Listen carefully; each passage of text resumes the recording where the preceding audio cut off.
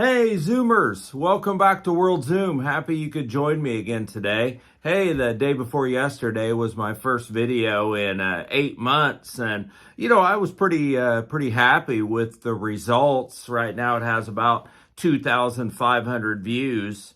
The surprising part, I think, was just the number of comments, which is over 250 and rising, at this point. You never know when you're gone for a long period of time, whether anyone's going to remember your previous show or even know to search for it or get a contact to be able to see it. So I was pleasantly surprised with that one because there wasn't much of a topic. It was just, should I continue to do YouTube? So I got several comments yesterday about this Russian YouTuber that got arrested in the Philippines, and could I comment on that or give you an indication of what he can expect and what type of turmoil and tribulation he is in for. So let me start this with saying that this shouldn't be an alarm to anyone really that's a tourist or coming to retire in the Philippines. I mean, this guy was doing a pretty unique set of things that got himself in trouble, and it's not something that your average, even YouTuber, would be doing over there. He's a young guy, a fit guy, trying to do comedy type of things, just as we see on television here, sort of pranks and things on people. But, he sort of was doing it in an abrasive type of way in the Philippines. And you can come into risk when you're doing things that possibly can offend your average Filipino. So is he in trouble? Yeah, he's definitely in trouble. Is he in a great deal of trouble? I really don't think so. I think this is going to be more of a time spent in Bicatan, the immigration, Bureau of Immigration holding facility in Manila. But this is basically what he did. So it's Vitali Zdorovetsky is the Russian YouTuber.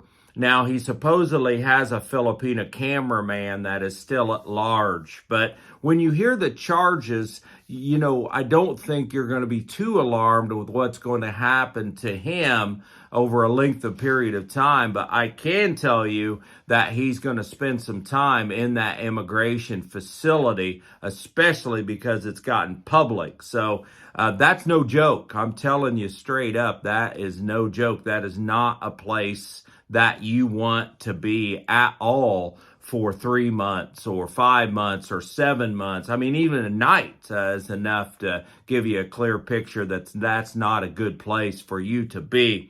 So Vitali, what did he do basically? He was doing pranks and wisecracks and things like that on your average Filipino population, which definitely got him in trouble. His actual charges is unjust vexation. I'm completely serious. Unjust vexation, alarm and scandal, attempted petty theft. Now that's one that, I guess it was attempted, although I think in a video you can clearly see he actually took something and left it in the road, which would be more than attempted. It would be an actual petty theft. So he took a fan from a restaurant and ran with it outside of the fan and then left it in the road. He stole a tricycle, the small ones, not the big trikes that they have, and also left it. He jumped from a moving jeepney. Depending on when he paid the price for riding the jeepney, that could be determined as, a petty type of theft if you're jumping off a moving taxi type of service and haven't paid the fees. But he was basically going around messing with the security guards, most of which didn't have weapons, thank goodness, messing with average people on the street. There's one where he's haranguing an elderly woman in BGC. Those are the places that you've got to be careful. That's the wealthiest area in all of the Philippines. And so if you happen to get sideways with a Filipina, especially an older female Filipina that's of means, believe me, it's going to take a single phone call from her to the authorities to get you in trouble. It's just the way it is in the Philippines. So were his videos funny? Not really. I mean, you can take a look at them, Vitali. I don't think you'll find them too humorous, and maybe they are, in Ukraine, in Russia, and Poland, and who his primary audience would be. But where he went afoul is like belittling the Filipino, which is just something you and I know that you just can't do there. It's just something that ultimately is going to get you in trouble.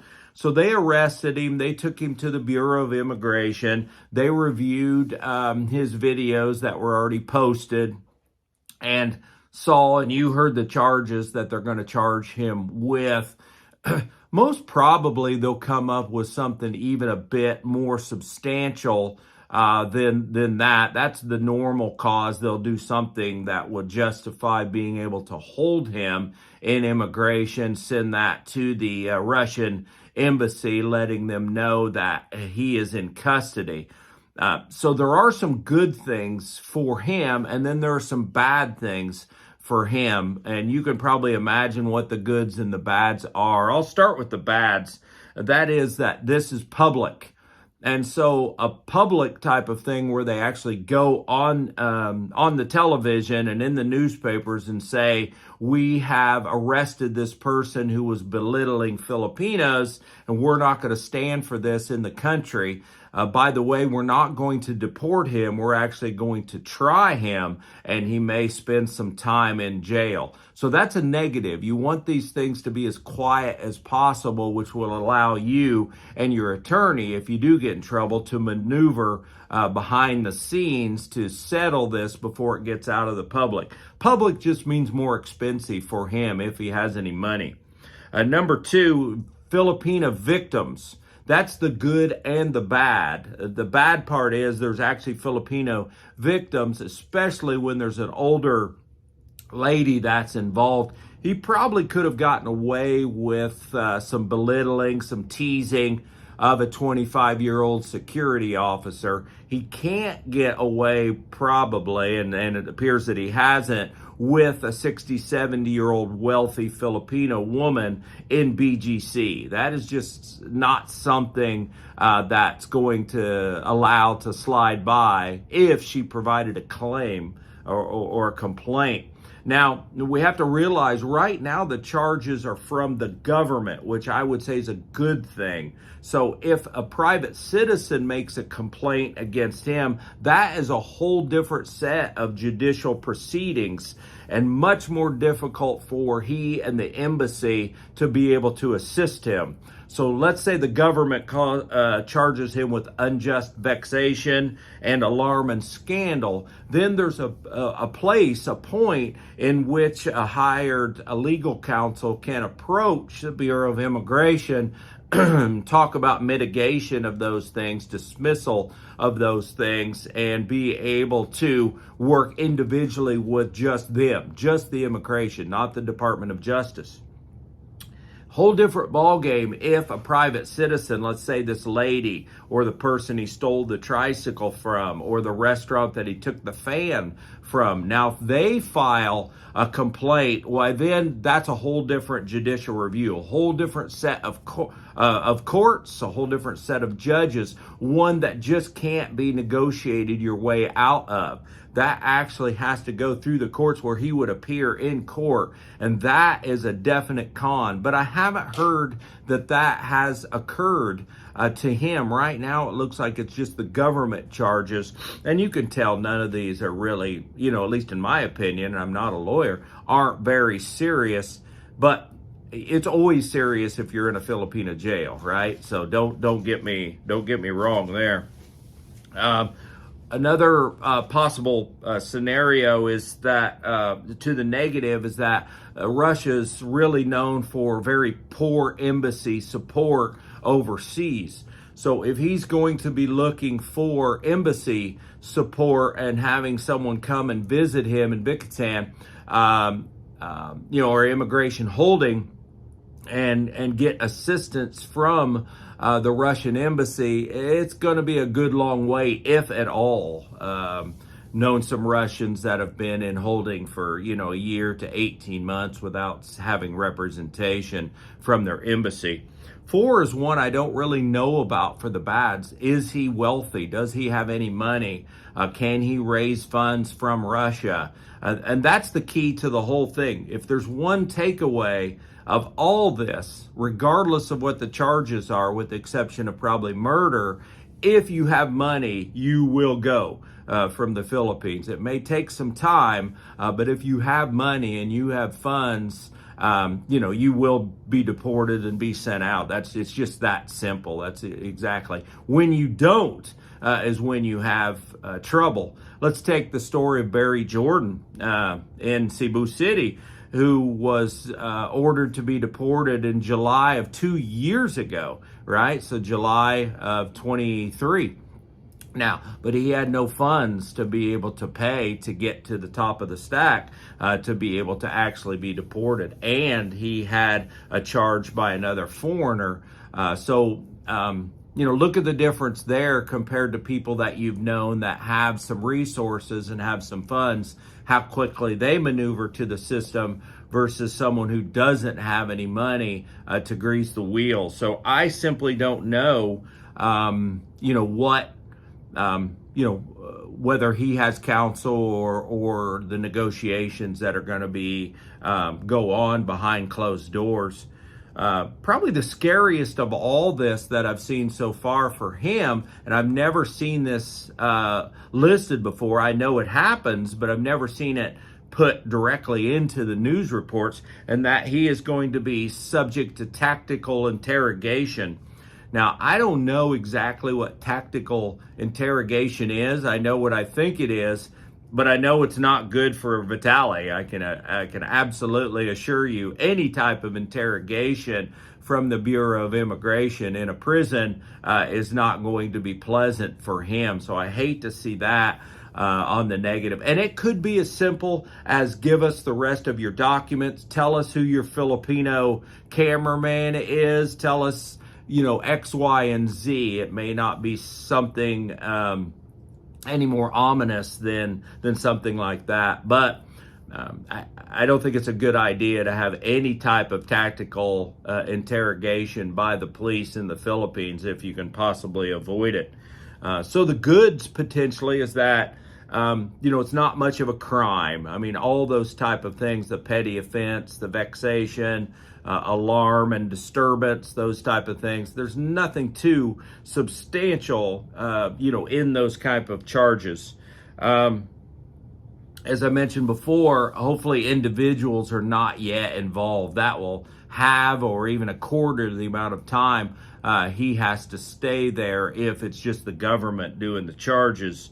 They said they will not deport him, but of course they will deport him, depending on what happens in the negotiation. So every Tuesday, the Bureau of Immigration has a stack of papers. So the chairman of the group and his 3 or 4 deputies, they meet with a large stack of paper. It could be anything: bail requests, deportations, charges, a notice to pick an individual up, and they go from the top to the bottom of those documents to decide what to do with individuals. Well, there's no way to get to the top of that stack, and it's what I'm talking about. Barry Jordan, he stayed at the bottom of the stack for 2 years because there was nothing financially in it for anyone to move him up that list to be able to take a look at. So was something that they made it public, so they'll get a black eye if they do it within a couple weeks. But over a period of time, of course, I would imagine there'll be a negotiation. They'll talk about, what he did. You won't ever see anything again in the paper, about it, depending on if he has a good lawyer. He will just sit there until he gets deported.